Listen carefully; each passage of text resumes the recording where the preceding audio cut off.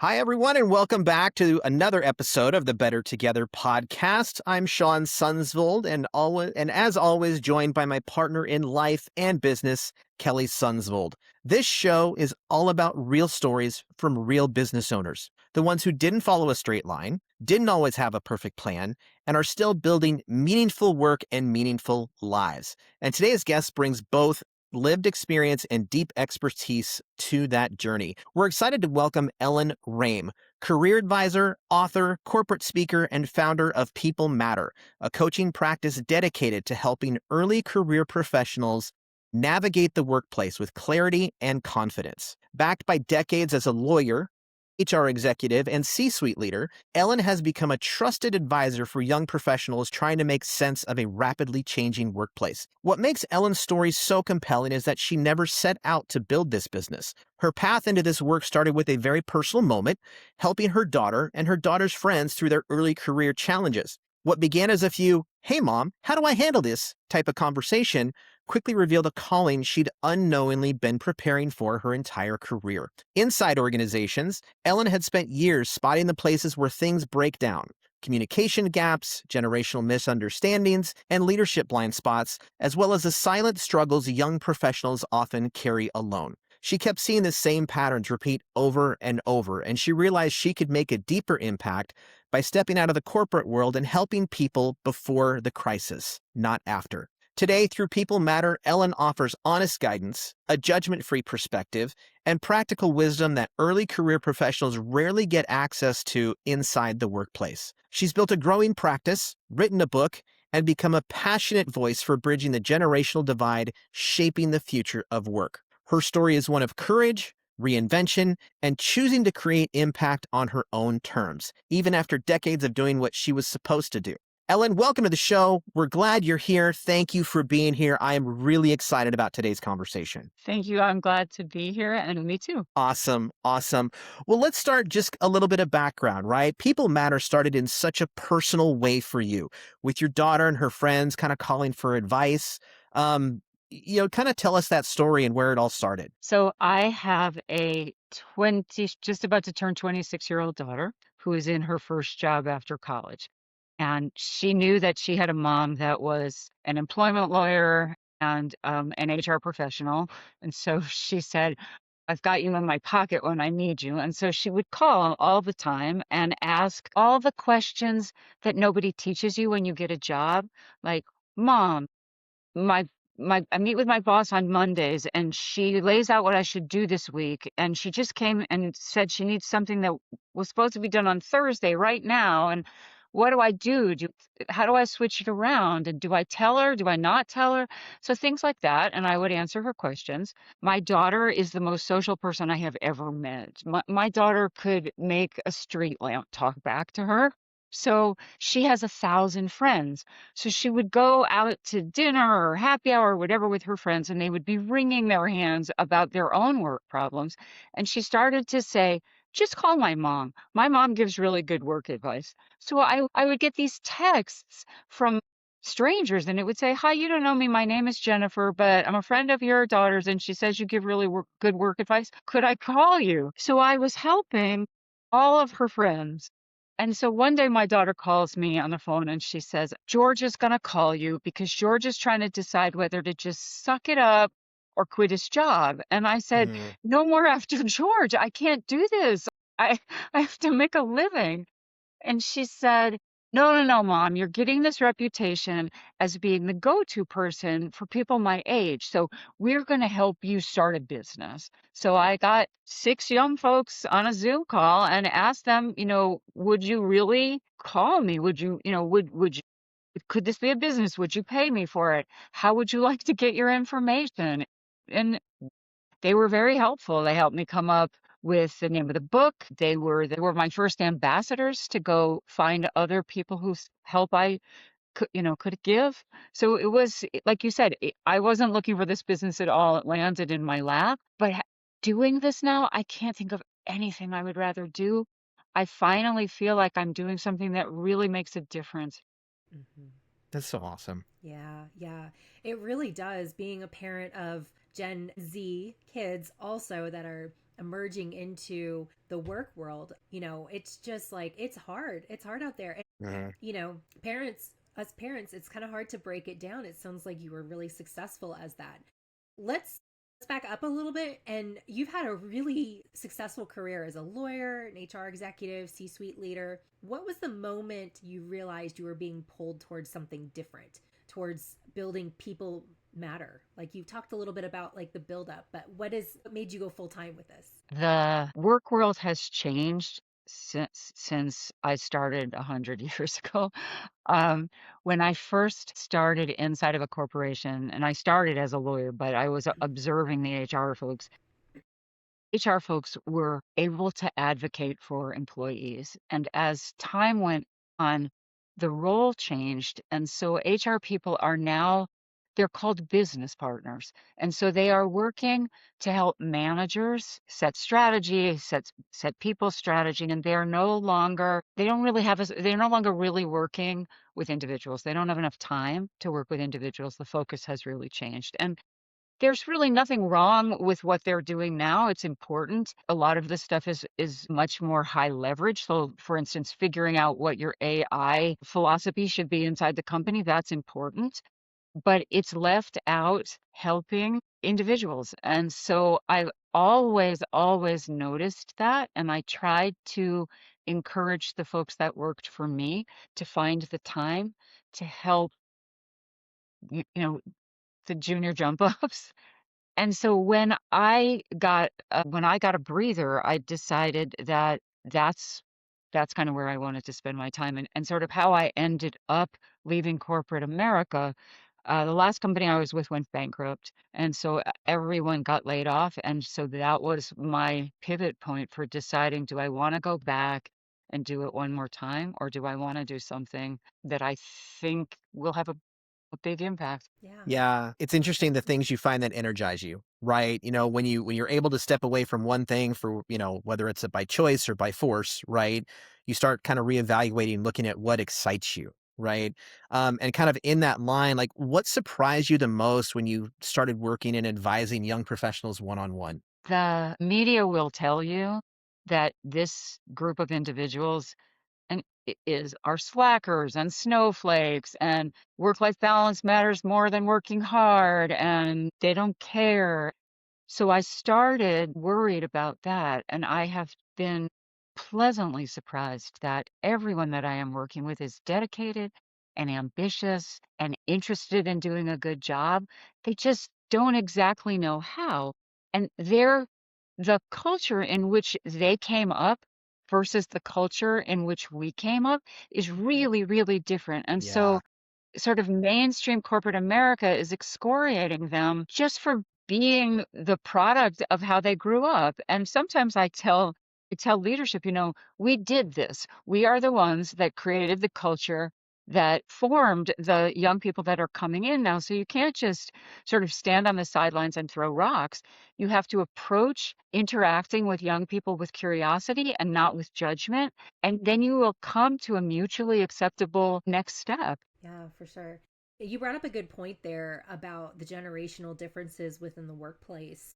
From your perspective, what misunderstandings get in the way the most? I think that there's a couple that are really, really big. And one is this idea of sense of urgency versus work-life balance.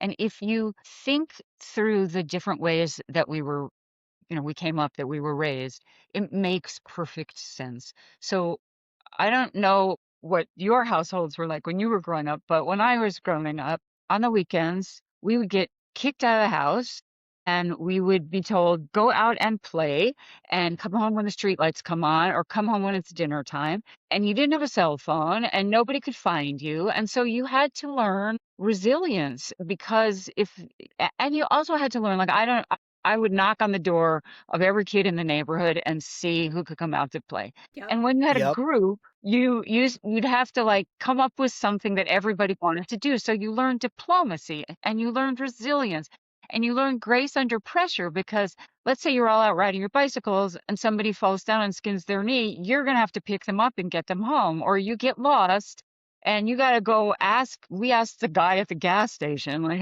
where are we? How Yes. to get home? Yeah. And our children did not get raised like that. Our children got raised. They were always reachable, and we were much more fearful. This free play was replaced by play dates and lessons, and so they're much more used to instructions and feedback along the way, whereas we were sort of raised, sort of suck it up and deal with it. You'll Hmm. figure it out. And so, like I said, there's a couple of misunderstandings. One is you always hear, "Oh, Gen Z, they're so fragile. They want feedback. They want help." We raised them with feedback and help, and they don't understand that our generation where no news was good news. So again, Hmm.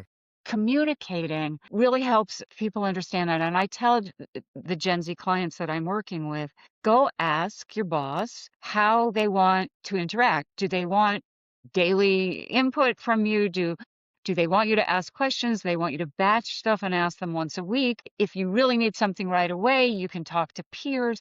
Those kinds of things they don't know. And we don't teach them. We expect them to sort of jump into the deep end of the pool.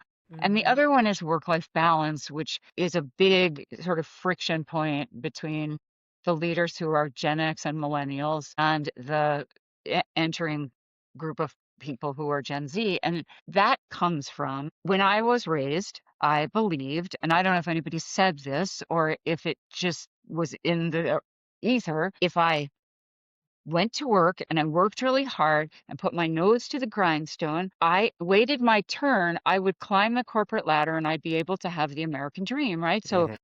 I'd be able to afford a car and a house and a couple of kids and a vacation every once in a while.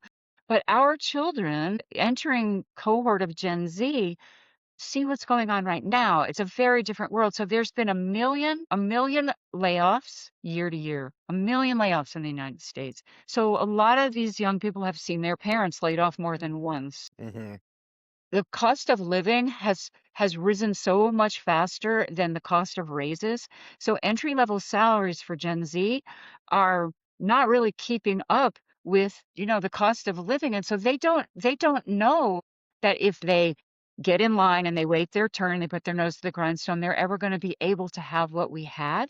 And Yeah. so it's logical that what they want instead is, okay, well, I want a life then. If I'm not going to put my life, on hold just for the weekends because I'm going to climb the ladder. They want to understand how they're going to have something that works for them. And again, the way to solve this is is understanding the difference in the generations and with communication. So you can't just leave on a Friday because the weather's great and you want to go hiking.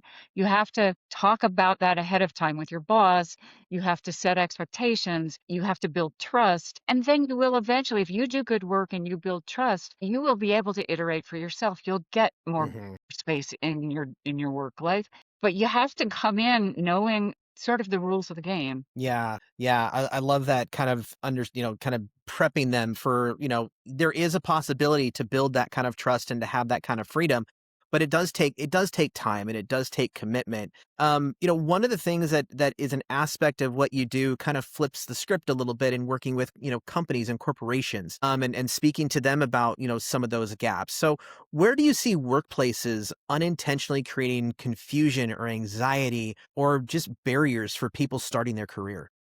So I'll answer that by telling you some of the questions I get from young folks. So a lot of it is around feedback. And so they're not told, and if I think back, I guess I wasn't told either. Probably you guys weren't told either when you were working inside of organizations how they're doing. And that creates a lot of anxiety because you get right out of school and you're used to immediate feedback. You take a test, you get a grade, you work in a team project and you get feedback from the professor when you present. And you can go a long time in a job without getting feedback. And also, sometimes the people that are your leadership were kind of brought up on no news is good news. And I'm only going to give you feedback when it's negative feedback. And so I have a lot of young folks calling me going, am I failing or not? And we talk through what the issue is. And No, they're not, and so if they want more feedback or they wanna know how they're doing, I tell them that if they don't have one-on-ones set up with their bosses once a week, once every couple of weeks, to go ask for that, and then they can go through what they're doing, find out how they're doing, but it's also a great way to showcase how well they're doing. If they're nailing a project, they should be explaining to people the value that they're adding, and if they do Mhm. that by asking the boss, "Hey, can you meet with me once a week or once every couple of weeks?" It's a it's a logical, sort of gentle way to brag a little bit and Mm. also to get the feedback that you need. Exactly. And you've witnessed organizations from the inside out. And so, if you were to sit across from someone who's like, I just don't get it, what are some low lift, high impact changes that companies could make to set young professionals up for success? I think that, again, you keep hearing me say communication, but Yeah. communication is sort of the pin of this. But one of the things to communicate about, young folks want to know that there's a career trajectory and they want to know if they're doing a good job. So having early conversations where you talk about, here's what you're doing, here's why it matters, kind of here's what could likely come next, really, really grounds young folks and really helps. So something just as simple as having an early conversation about, "Well, here's why what you're doing matters and where you can go next." And then um a little bit of coaching. And I know that there are a lot of senior leaders who think kind of like fraternity hazing. I had to go through it, so you should have to go through it. And Yeah. I don't know why I have to like give you any more feedback than I did the millennial generation who didn't need it. But you do. I mean, the world is a very different Yeah. place right now, and you do have to give a little more feedback. So making time for conversations where you can actually coach. And again, this generation is the most educated and incredibly ambitious. And they will light the world on fire if we help them sort of get started. Yeah. Yeah. I want to dive into that just a little bit more and talking about the communication gaps, right? Because, as Gen X myself or, an older generations, right, there's a very different communication style even than how younger people communicate, especially like Gen Z is growing professionals. Is there any advice you can give to, and I'll maybe frame this from the leadership side, the Gen X type of older leadership.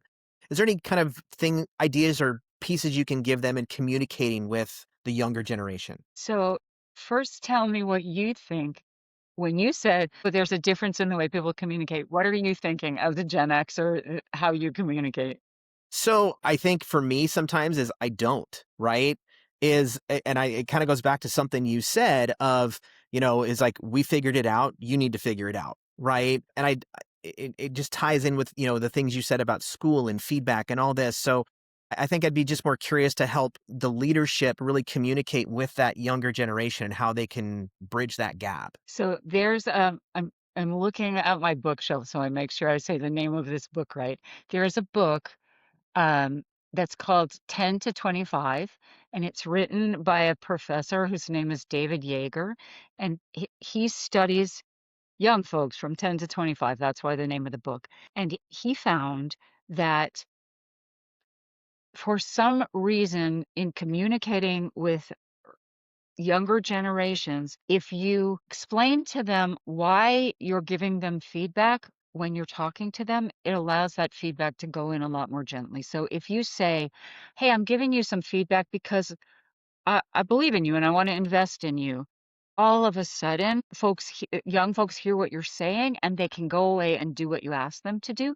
So, like, Yeah. we all grew up on, well, you get a performance review once a year and it maybe lists two or three nice things or good things you did, and then it lists all the like areas of improvement. I didn't even Yes. read the part at the top about like what was you did Yeah. well. I went right to the areas of improvement, then beat myself up. Trying to understand that that doesn't work and changing it to talk more often about, hey, I want to help you do this right. 'Cause Yeah. I think if we hired you because we thought you were great, not, you beat out other people. So if you preface what you're saying with it's constructive feedback and not poor performance feedback, then that helps a great deal. Yeah. I found that even in, prefacing conversations, just even with my kids or anybody really, right? Because it helps set the stage and as I've studied and learned about like people's nervous systems, right? And how words and different things can trigger them. Like by prefacing a conversation, it almost like doesn't set them up to be guarded and defensive right away. Exactly. This works with anybody. He just Mhm. happens to have written because he's studied young people, but I think it works with anybody. If you create that context, like you said, like, why am I telling you this? It really allows people's energy to open up and then they can go away and do what you need them to do. Yeah, yeah. So I want to shift gears just a little bit here and, kind of talking about as your entrepreneurial journey at this point. So, People Matter grew from very personal conversations into, a full business, a book, you're speaking on it. What have been some of the biggest challenges for you as you've grown this? So my target market started out being young people. And it was easy to figure out where to find young people, not very easy to capture their minds. Mhm. And the way that I ultimately figured out how I wanted to reach out to young people is also a story that's really interesting that kind of came to me. I find that some of the young people I've met are just amazing. So I got a reach out on LinkedIn from a young man. He's still in college. And he said, my goal is to start a business that's up and running by the time that I graduate. And so I'm just starting right now and I want to do something with digital marketing, but I'm really just starting. And would you be willing, I don't know if he found me because I'm working in this field, but he said, would you be willing to let me do something for you for free and in return for like a good testimonial? So free, that's great. Lovely. So he helped me. And I said to him, sure, you're my target market. I would love to work with you. Are you sure LinkedIn doing, digital marketing on LinkedIn is the way to do this? And he explained to me that all young people are now taught in college to create a LinkedIn profile. And so he helped me figure out how to find young people on LinkedIn. It was like at first it was really hard, but he really, he showed up out of the blue and really helped me. Now what's happening because the job market is so bad and the economy is wobbly, I'm getting phone calls from parents, and the Mhm. parents are saying, "My kid just graduated from college," or "My kid graduated from college in June, and it's now December, and they haven't found work. Can you help them? Do you do things like help them write their resumes or help them figure out how to network?" And I do. I spent many, many years in HR, so yes, I do.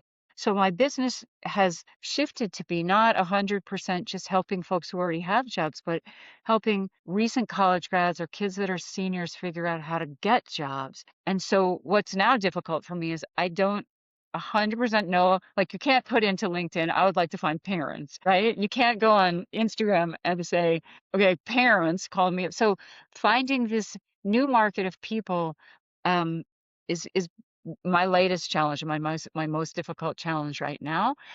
But in my heart, again, the reason this work is so wonderful is everyone is so appreciative because everyone is nervous. And it's so nice to have somebody who knows the ropes kind of Mhm. help. And so the parents that are calling me are so thankful that they don't have to be the one to be the brunt of like all of their kids' nervousness and anxiety, and they don't know what to do. They haven't looked for jobs in a long time. They don't know this market. They're not It's what I do all day long. So, Yeah. um, I really, really wanna find ways to help parents help their children because I know it's helpful to them. But what has entrepreneurship really taught you about yourself that your corporate career really never did? And then also follow up, what's next for you? That's a great question. No, I've never thought of that. Give me a second. Yeah. I think it's taught so on a personal level, I think it's taught me that, um, I I am kinder than I thought I was because, by the time I started to climb the ladder and I was in big jobs and I was sitting in sort of C-suite meetings and in board meetings, HR is often thought of as sort of squishy and fluffy. And so I needed to come off strong and harder because I needed to build credibility. But I am loving being gentle and kind. So that's on a personal level. And then sort of on a business level, this is very creative. And that was a surprise to me. In order to run an effective solopreneur business, you've got to network and talk to people. And so I spent a whole lot of my life as a raging introvert. And when I started this, it wasn't acceptable. I mean, you just couldn't do it. I would Yeah. be sitting in a back bedroom and never doing anything. And so I've met the most amazing people, and most people are really willing to help you. Nobody's going to bite. Most people aren't going to hang up on you. And then your second question was, what's next? I'm really enjoying doing Yeah. exactly what I'm doing. I really, but other than that, I just wanna keep doing what I'm doing for a a little while longer.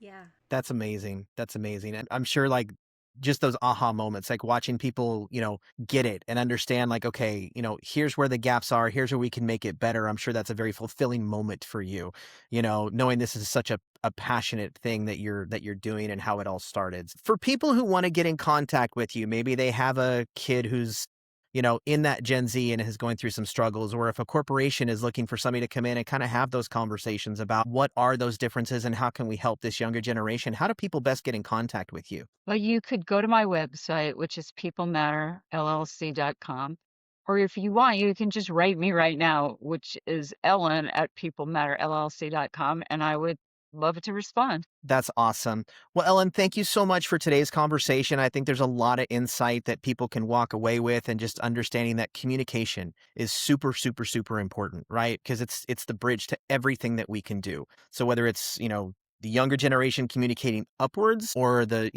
leadership and older generation working to communicate better to younger people, I think there's a lot to take away from today. So I just thank you so much for your insight and your time. So again, just thank you very much for being here and for your time today. Thank you so much. All right. Bye. Bye-bye.